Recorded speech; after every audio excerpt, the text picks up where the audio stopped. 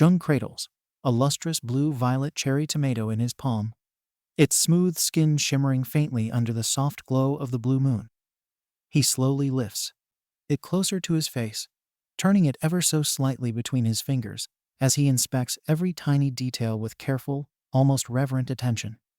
As though studying a rare gem, a look of quiet satisfaction gradually spreads across his face, his expression softening as a gentle, contented smile forms.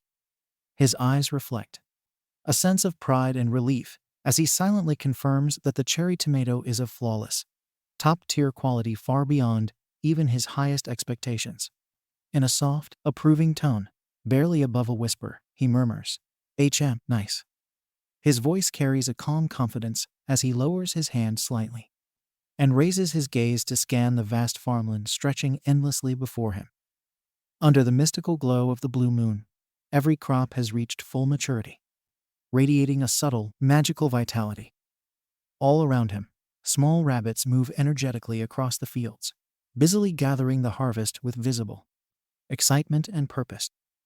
Some push along creaky wooden wheelbarrows brimming with freshly picked cherry tomatoes, their tiny bodies straining with effort, while others pause mid-task to joyfully sample the produce, their expressions lighting up with delight at the rich, enhanced flavor. Suddenly, the peaceful rhythm of the harvest is broken as King comes dashing toward him from across the field. His footsteps are quick and uneven, kicking up small clouds of dust as his voice rings out with urgency and excitement, echoing through the open farmland. "Dad, look at this," he calls, unable to contain his enthusiasm. Clutched tightly in his arms is an enormous bundle of blue sweet potatoes, their size unusually large and their deep blue hue almost glowing faintly in the moonlight. The sheer volume and vibrancy of the harvest are striking, and at the sight of it, Jun's eyes widen in disbelief, leaving him completely astonished for a brief moment. With clear surprise evident in his voice, Jun asks how King managed to locate only the blue sweet potatoes hidden beneath the soil so effortlessly, especially in such abundance. King straightens slightly, pride shining across his face, as he explains with confidence that these particular blue sweet potatoes emit a very distinctive and unmistakable scent, a unique earthy sweet fragrance that makes them easy to identify, even when buried deep underground. Upon hearing this explanation, Jun's expression softens into a warm, approving smile. He reaches out and gently pats King on the head and shoulder, acknowledging both his keen observation and his effort. In that moment, Jun realizes the true value of this discovery that they now possess, a reliable way to detect and gather crops concealed beneath the earth, greatly improving their harvesting efficiency.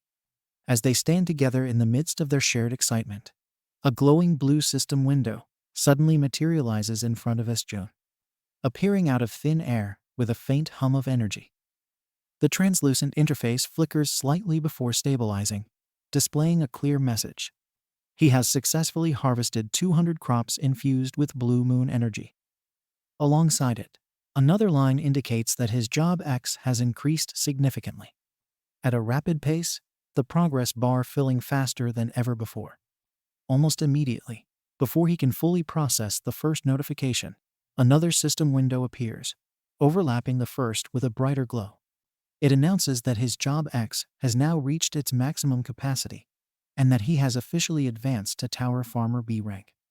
The message highlights notable improvements to his job traits and abilities, suggesting newfound strength, efficiency, and mastery over his farming skills.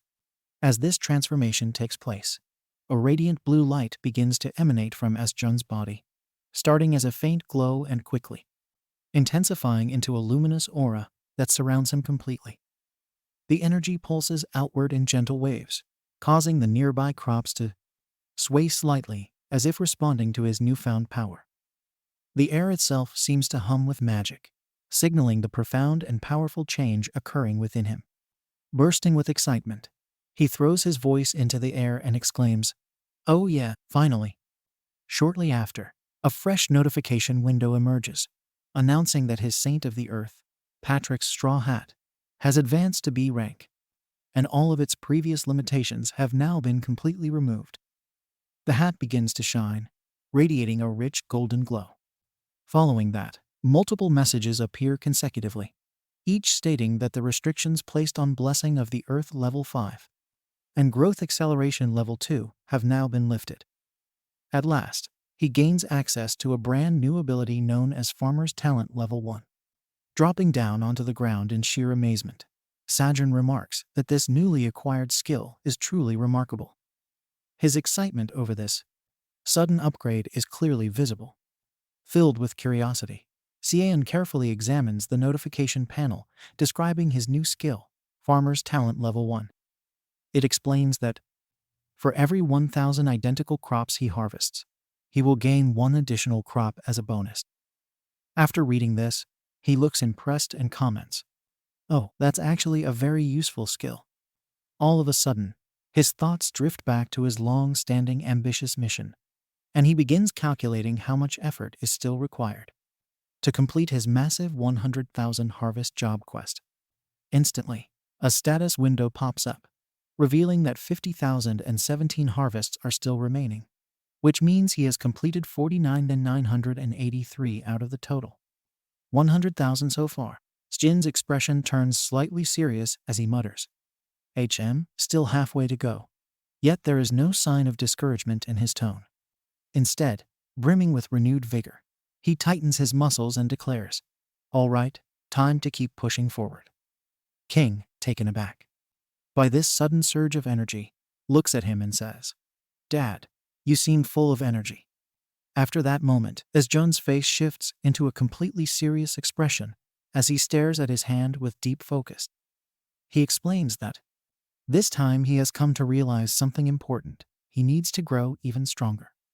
With unwavering resolve, he clenches his fist firmly and proclaims that he will build up his strength by consuming plenty of nutritious, high-quality crops.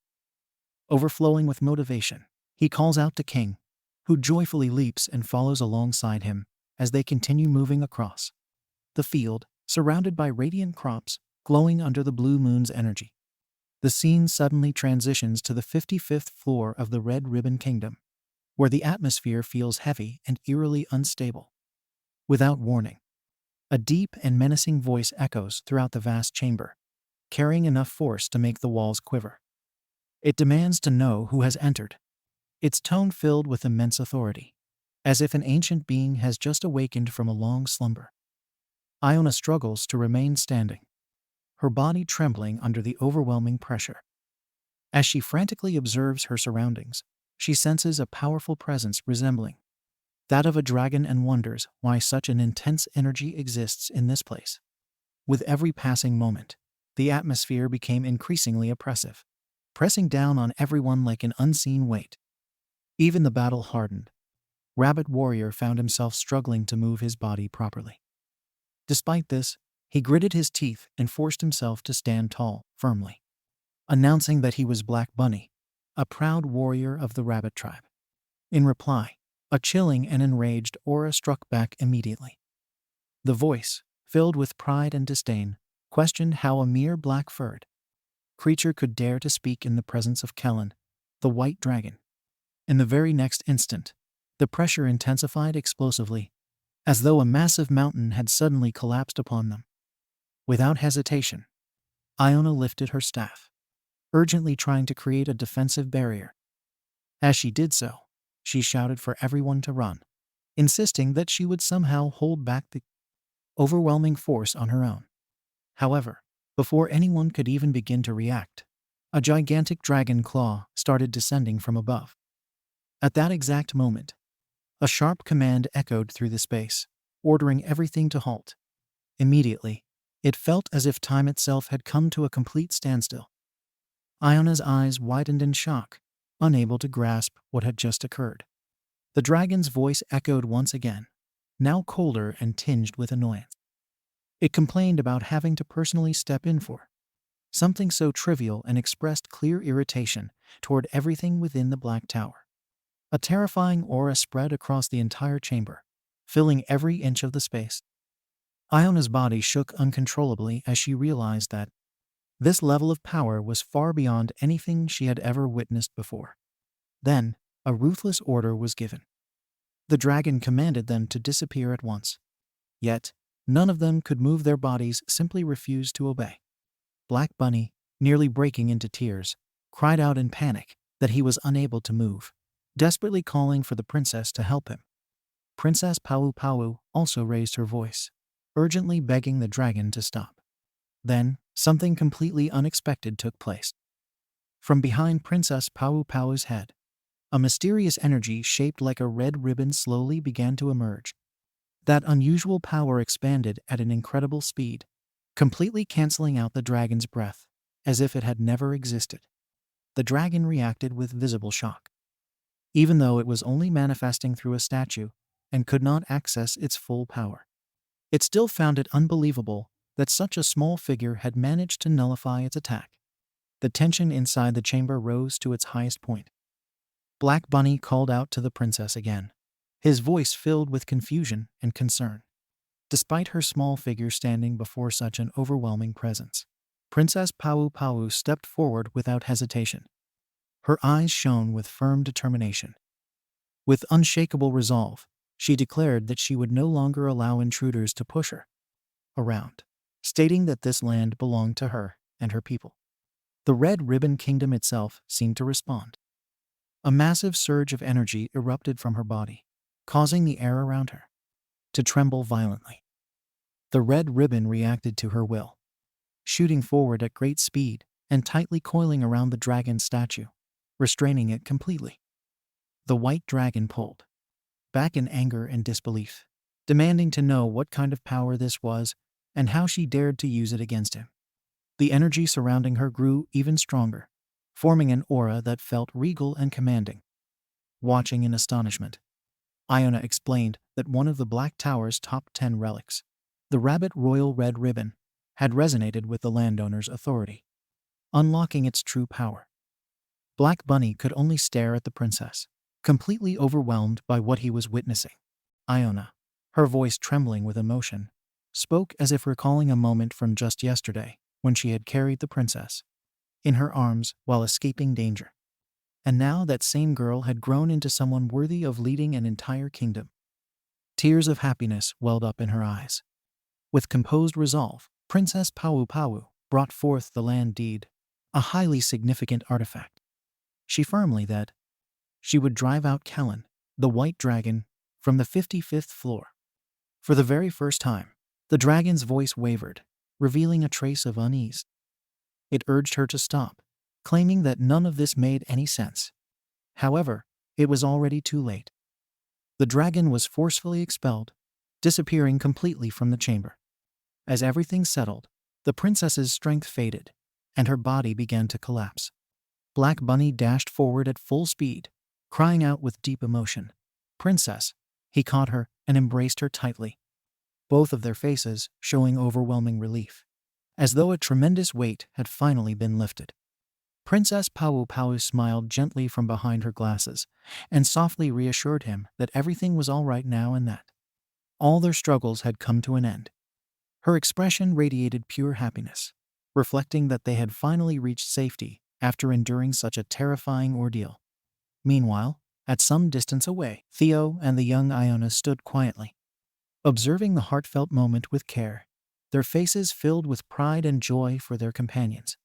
The focus then shifts back to the farmland on the 99th floor, where the sky above is bright and clear.